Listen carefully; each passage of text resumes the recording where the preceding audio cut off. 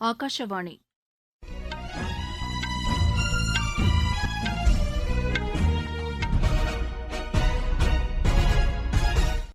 செய்திகள் வாசிப்பவர் வடிவழகி கபிலன். தலைப்புச் செய்திகள்: சட்டமன்ற தேர்தல்களில் காங்கிரஸ் உள்ளிட்ட எதிர்க்கட்சிகளுக்கு பின்னடைவு ஏற்பட்டதை ஏற்றுக்கொள்ள முடியாமல் அவர்கள் நாடாளுமன்றத்தில் இடையூறு ஏற்படுத்துவதாக மத்திய அமைச்சர் திரு பிரல்ஹாத் ஜோஷி குற்றம் சாட்டியுள்ளார். OTT மற்றும் இணையதளங்களை உள்ளடக்கிய தகவல் ஒலிபரப்பு சேவை ஒழுங்குமுறை மசோதா விரைவில் கொண்டுவரப்படும் என்று மத்திய அமைச்சர் திரு அனுராக் தாக்கூர் தெரிவித்துள்ளார்.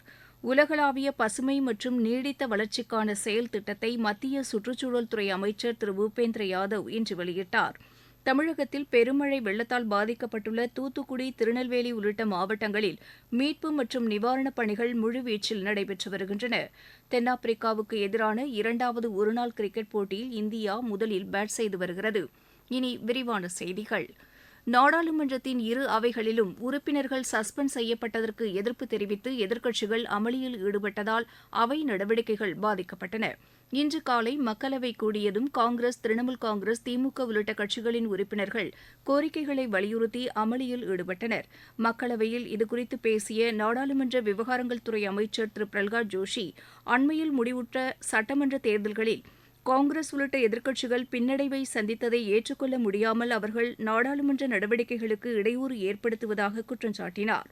மக்களவைத் தலைவரின் வேண்டுகோளை நிராகரித்து அமளியில் ஈடுபடுவது அவரை அவமதிக்கும் செயல் என்றும் அவர் கூறினார். இதனையடுத்து அவை நடவடிக்கைகளுக்கு பாதிப்பு ஏற்படுத்தியதாக கூறி எதிர்க்கட்சிகளைச் சேர்ந்த 49 உறுப்பினர்கள் சஸ்பெண்ட் செய்யப்பட்டனர். நாடாளுமன்ற விவகாரங்கள் துறை இணையமைச்சர் திரு அர்ஜுன் ராம் மெக்வால் அவை விதிகளை மீறி செயல்பட்ட உறுப்பினர்களை சஸ்பெண்ட் செய்வதற்கான தீர்மானத்தை முன்மொழிந்தார். குரல் வாக்கெடுப்பு மூலம் இந்த தீர்மானம் நிறைவேறியது. காங்கிரஸ் கட்சியின் திரு சசி தரூர், திரு மணீஷ் திவாரி, தேசியவாத காங்கிரஸ் கட்சியின் திருமதி சுப்ரியா சூலே, திரிணாமுல் காங்கிரசின் திரு சுதீப் பந்தோபாத்யாய், ஐக்கிய ஜனதாதள் கட்சியின் திரு ராஜீவ் ரஞ்சன் சிங் ஆகியோர் இன்று இடைநீக்கம் செய்யப்பட்ட உறுப்பினர்களில் அடங்குவர். முன்னதாக 2 ஒத்திவைப்பு தீர்மானங்களை எதிர்க்கட்சி உறுப்பினர்கள் கொண்டு வந்தனர். மாநிலங்களவையிலும் இதே நிலை நீடித்ததால் அவை நடவடிக்கைகள் 2 முறை ஒத்திவைக்கப்பட்டது. தற்போது நடைமுறையில் உள்ள கேபிள் தொலைக்காட்சி ஒழுங்குமுறை சட்டத்திற்கு மாற்றாக ஒலி ஒலிபரப்பு சேவை ஒழுங்குமுறை மசோதா கொண்டுவரப்பட உள்ளதாக தகவல் ஒலிபரப்புத்துறை அமைச்சர் திரு அனுராக் தாக்கூர் தெரிவித்துள்ளார். மக்களவையில் இன்று இதனை தெரிவித்த அவர், OTT தளங்கள், இணையதள செய்தி சேனல்கள் ஆகியவற்றையும் உள்ளடக்கி இந்த புதிய மசோதா கொண்டுவரப்படுவதாகவும் இதற்கான வரைவு மசோதாவை தயாரிக்கும் பணி தற்போது நடைபெற்று வருவதாகவும் கூறினார். மக்களவையில் மற்றொரு கேள்விக்கு பதிலளித்துள்ள அமைச்சர் திரு அனுராக் தாக்கூர், கேலோ இந்தியா திட்டத்தின் கீழ் மகளிருக்கான விளையாட்டுப் போட்டிகள் நாடு முழுவதும் நடத்தப்பட்டு வருவதாக தெரிவித்துள்ளார். இதுவரை மகளிர் மட்டும் பங்கேற்கும் 479 போட்டிகள் நடத்தப்பட்டதாக அவர் கூறியுள்ளார். 52,000த்திற்கும் மேற்பட்ட இளம்பெண்கள் 19 பிரிவுகளில் போட்டிகளில் பங்கேற்றதாகவும் திரு அனுராக் தாக்கூர் தெரிவித்துள்ளார். உலகளாவிய பசுமை மற்றும் நீடித்த வளர்ச்சிக்கான செயல் திட்டத்தை மத்திய சுற்றுச்சூழல் துறை அமைச்சர் திரு பூபேந்திர யாதவ் இன்று வெளியிட்டார். புதுதில்லியில் நடைபெற்ற நிகழ்ச்சியில் இதனை வெளியிட்டு பேசிய திரு பூபேந்திர யாதவ், பிரதமர் திரு நரேந்திர மோடியின் வழிகாட்டுதலில் இந்தியா தலைமையேற்று நடத்திய G20 உச்சி மாநாட்டில் பல்வேறு பருவநிலை சவால்களை எதிர்கொள்ள ஒன்றிணைந்த முயற்சிகளை மேற்கொள்ள வேண்டியதன் அவசியத்தை வலியுறுத்தியதாக குறிப்பிட்டார். பருவநிலை சவால்களுக்கு இந்தியா எழுப்பிய குரல் ஐக்கிய அரபு எமிரேட்ஸ் பிரகடனத்திலும் சேர்க்கப்பட்டிருப்பதை அவர் சுட்டிக்காட்டினார். பருவநிலை மாற்றங்களால் ஏற்படும் இழப்புகளை எதிர்கொள்வதற்கு நிதியம் ஒன்றை உருவாக்க வேண்டும் என்ற கோரிக்கை ஏற்கப்பட்டுள்ளதாகவும் அவர் தெரிவித்தார். பல்வேறு சவால்களை எதிர்கொண்டு நீடித்த பொருளாதார வளர்ச்சியை அடைவதற்கான வழிமுறைகள் இன்று வெளியிடப்பட்ட அறிக்கையில் உள்ளதாகவும் திரு பூபேந்திர யாதவ் தெரிவித்தார். நாட்டின் பெரும்பாலான பகுதிகளில் கழிவுகளை அகற்றும் பணியில் மனிதர்கள் ஈடுபடுத்தப்படுவது முற்றிலும் நிறுத்தப்பட்டுள்ளதாக மத்திய சமூக நீதித்துறை இணை அமைச்சர் திரு ராம்தாஸ் அத்வாலே தெரிவித்துள்ளார். மக்களவையில் இது தொடர்பாக எழுத்துப்பூர்வமாக அவர் அளித்த பதிலில், அஸ்ஸாம், ஜார்க்கண்ட், மத்திய பிரதேசம், மணிப்பூர், மேகாலயா, தெலங்கானா ஆகிய 6 மாநிலங்களில் உள்ள 38 மாவட்டங்களில் மனிதர்களை கழிவு அகற்றும் பணியிலிருந்து முற்றிலும் நீக்குவதற்கான முயற்சிகள் எடுக்கப்பட்டு வருவதாக கூறியுள்ளார். நீங்கள் கேட்டுக்கொண்டிருப்பது ஆகாஷவாணியின் செய்தி அறிக்கை. தமிழகத்தில் பெருமழை வெள்ளத்தால் பாதிக்கப்பட்டுள்ள தூத்துக்குடி, திருநெல்வேலி, கன்னியாகுமரி, தென்காசி மாவட்டங்களில் மீட்பு மற்றும் நிவாரணப் பணிகள் முழுவீச்சில் நடைபெற்று வருகின்றன. இன்று சென்னையில் செய்தியாளர்களிடம் பேசிய தமிழக அரசின் தலைமைச் செயலாளர் திரு சிவதாஸ் மீனா, மீட்பு மற்றும் நிவாரணப் பணிகளில் விமானப்படை, கப்பல் படை, பேரிடர் மீட்புக் குழுவினரும் ஈடுபட்டு வருவதாக தெரிவித்தார். மழை வெள்ளத்தில் சிக்கியுள்ள மக்களுக்கு உணவுப் பொருட்களை விநியோகிப்பதற்கான பணிகள் மேற்கொள்ளப்பட்டு வருவதாக அவர் தெரிவித்தார். ஸ்ரீவைகுண்டம் வெள்ள நீரால் சூழப்பட்டு மற்ற பகுதிகளில் இருந்து துண்டிக்கப்பட்டுள்ளதால் அவர்களுக்கு தேவையான உணவு, தண்ணீர் உள்ளிட்டவை 9 ஹெலிகாப்டர்கள் மூலம் வழங்கப்பட்டதாக அவர் கூறினார். மழை வெள்ளத்தால் சூழப்பட்டுள்ள பகுதிகளுக்கு பால் பாக்கெட்டுகளை வழங்குவதற்கான பணிகளும் நடைபெற்று வருவதாக அவர் தெரிவித்தார். 160 முகாம்களில் சுமார் 17,000 பேர் தங்க வைக்கப்பட்டுள்ளதாக அவர் கூறினார்.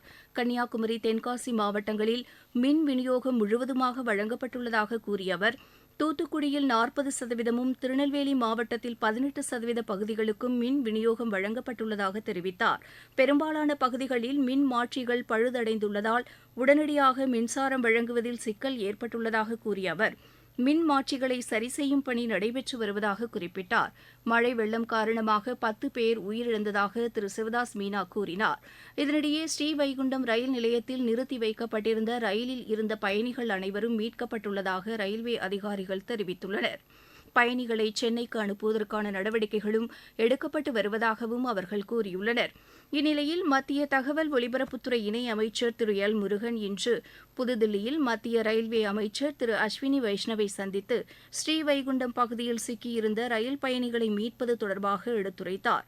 தேசிய பேரிடர் மீட்புப் படையினர் மற்றும் ரயில்வே படையினர் இணைந்து ஸ்ரீவைகுண்டம் ரயில் நிலையத்தில் சிக்கியிருந்த பயணிகளுக்கு உணவு மற்றும் தண்ணீரை ஹெலிகாப்டர் மூலம் வழங்கியதாக தமது சமூக வலைதள பக்கத்தில் திரு முருகன் தெரிவித்துள்ளார். தென் தமிழகத்தில் கனமழையால் சேதமடைந்த பயிர்களுக்கு உரிய நிவாரணம் வழங்க நடவடிக்கை எடுக்கப்படும் என்று மாநில பேரிடர் மேலாண்மைத்துறை அமைச்சர் திரு KKSSR ராமச்சந்திரன் தெரிவித்துள்ளார். தென்காசி மாவட்டத்தில் மழையால் பாதிக்கப்பட்ட பகுதிகளை இன்று ஆய்வு செய்த பின்னர் செய்தியாளர்களிடம் பேசிய அவர், மத்திய குழு விரைவில் தமிழகம் வந்து பயிர் சேதம் குறித்து ஆய்வு செய்யும் என்றும் அதன் அடிப்படையில் மத்திய அரசிடமிருந்து உரிய நிவாரணம் கோரப்படும் என்றும் தெரிவித்தார். நாடு முழுவதும் நகர்ப்புறம் மற்றும் ஊரகப் பகுதிகளில் நடைபெற்று வரும் நமது லட்சியம் வளர்ச்சியடைந்த பாரதம் யாத்திரையில் மத்திய அரசு மற்றும் பொதுத்துறை அதிகாரிகள் பங்கேற்று மக்கள் நலத் திட்டங்கள் குறித்து விரிவாக எடுத்துரைக்கின்றனர். மணிப்பூர் மாநிலம் பிஷ்ணுபூர் மாவட்டத்தில் நடைபெற்ற யாத்திரையில் மத்திய அரசின் திட்டங்கள் குறித்த காணொலி காட்சி இடம்பெற்றது. இதில் பங்கேற்ற கிராமத்தினர் மத்திய அரசின் பல்வேறு திட்டங்கள் குறித்து தாங்கள் அறிந்து கொண்டதாகவும் இதில் பதிவு செய்து கொள்ள விரும்புவதாகவும் கூறினர். இந்த முகாமின் போது மக்களுக்கான மருத்துவ பரிசோதனையும் நடைபெற்றதாக எமது செய்தியாளர் கூறுகிறார். இந்த யாத்திரையின் போது மக்களுக்கு நலத்திட்ட உதவிகள் கிடைப்பதும் உறுதி செய்யப்பட்டு வருகிறது. இதன் ஒரு பகுதியாக தமிழகத்தின் கோவை மாவட்டம் தீத்திப்பாளையத்தில் நடைபெற்ற யாத்திரை நிகழ்ச்சியில் பங்கேற்ற பிஜேபி மகளிரணி தலைவர் திருமதி வானதி ஸ்ரீனிவாசன் மத்திய அரசின் மக்கள் நலத்திட்டங்கள் குறித்து எடுத்துரைத்தார். பாரத் விக்ஷித் யாத்ரா என்கின்ற இந்த யாத்திரை நாடு முழுவதும் 2 லட்சம் கிராமங்களில் நடந்து கொண்டிருக்கிறது. தபால் துறை, வங்கிகள், விவசாயத்துறை, சுயதவி குழுக்கள், இலவச கேஸ் இணைப்பு வழங்குகின்ற உஜ்வாலா திட்டம் என்று ஒவ்வொரு கிராமத்திலேயும் அந்த அரசாங்கத்தினுடைய திட்டங்களுடைய அத்தனை பலன்களையும் நேரடியாக மக்கள் இருக்கின்ற இடத்திற்கே எடுத்து சென்று கொடுப்பதுதான் இந்த யாத்திரையினுடைய முக்கியமான நோக்கம். பிரதமர் நரேந்திர மோடி அவர்களுடைய உத்தரவாதம் என்று இதை சொல்கிறோம். ஏழை எளிய மக்களுக்கு, பெண்களுக்கு, இளைஞர்களுக்கு, விவசாயிகளுக்கு என்று அவர் கொடுத்திருக்கக்கூடிய திட்டங்களில் எல்லாம் அவர்களுக்கு பலன்களை கொடுக்கின்ற பொழுது இது மக்களிடையே மிகுந்த வரவேற்பை பெற்றிருக்கிறது. ஒவ்வொரு கிராமத்திலேயும் அரசாங்கம் மக்களை தேடி அவர்களுக்கு தேவையான அத்தனை உதவிகளையும் செய்வதென்பது இத்தனை துறைகளுடைய ஒத்துழைப்போடு இப்போது வெற்றிகரமாக நடந்து கொண்டிருக்கிறது.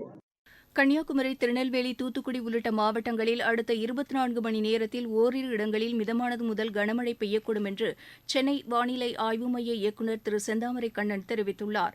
ஒரு சில பகுதிகளில் மிக கனமழை பெய்ய வாய்ப்புள்ளதாகவும் அவர் கூறியுள்ளார். இதனிடையே மழை வெள்ளம் காரணமாக தூத்துக்குடி மற்றும் திருநெல்வேலி மாவட்டங்களில் நாளை பள்ளி, கல்லூரிகளுக்கு விடுமுறை அறிவிக்கப்பட்டுள்ளது. தென்காசி மாவட்டத்தில் பள்ளிகளுக்கு மட்டும் விடுமுறை அறிவிக்கப்பட்டுள்ளது. தென்னாப்பிரிக்காவுக்கு எதிரான 2வது ஒருநாள் கிரிக்கெட் போட்டியில் முதலில் பேட் செய்து வரும் இந்தியா சற்றுமுன் வரை 38.4 ஓவரில் 7 விக்கெட் இழப்பிற்கு 172 ரன் எடுத்துள்ளது.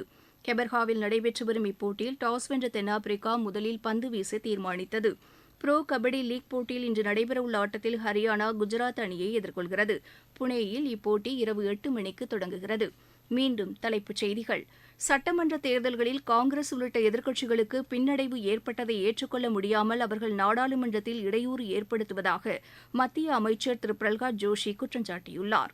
OTT மற்றும் இணையதளங்களை உள்ளடக்கிய தகவல் ஒலிபரப்பு சேவை ஒழுங்குமுறை மசோதா விரைவில் கொண்டுவரப்படும் என்று மத்திய அமைச்சர் திரு அனுராக் தாக்கூர் தெரிவித்துள்ளார். உலகளாவிய பசுமை மற்றும் நீடித்த வளர்ச்சிக்கான செயல் திட்டத்தை மத்திய சுற்றுச்சூழல் துறை அமைச்சர் திரு பூபேந்திர யாதவ் இன்று வெளியிட்டார். தமிழகத்தில் பெருமழை வெள்ளத்தால் பாதிக்கப்பட்டுள்ள தூத்துக்குடி, திருநெல்வேலி உள்ளிட்ட மாவட்டங்களில் மீட்பு மற்றும் நிவாரணப் பணிகள் முழுவீச்சில் நடைபெற்று வருகின்றன.